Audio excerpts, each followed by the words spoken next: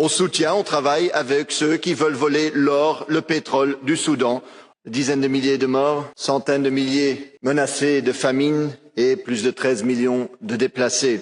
La situation au Soudan est horrible et je vois que tout le monde ici a des paroles de compassion et je m'en réjouis. J'ai même entendu que vous condamnez maintenant les forces de soutien rapide qui sont responsables de massacres horribles. Mais ça aurait été bien d'avoir une once d'autocritique parce que les mêmes belligérants qui aujourd'hui tuent ont pendant des années profité de fonds ou de soutien de l'Europe grâce aux accords de Khartoum entre autres et qui devaient bloquer absolument les réfugiés au Soudan et en Afrique. Et même aujourd'hui, entre deux discours larmoyants, il y a toujours un soutien aux Émirats arabes, à l'Arabie saoudite, qui financent, qui soutiennent des groupes armés et donc les massacres là-bas. Et je me suis demandé pourquoi. Et en fait, il y a une cohérence. Quand on a vu que le Rwanda soutenait le pillage du Congo, on a fait un accord avec le Rwanda. Quand on a vu que les Israéliens allaient voler les gaz des Palestiniens, on a fait un accord avec les Israéliens. Et bien aujourd'hui, on soutient, on travaille avec ceux qui veulent voler l'or, le pétrole du Soudan.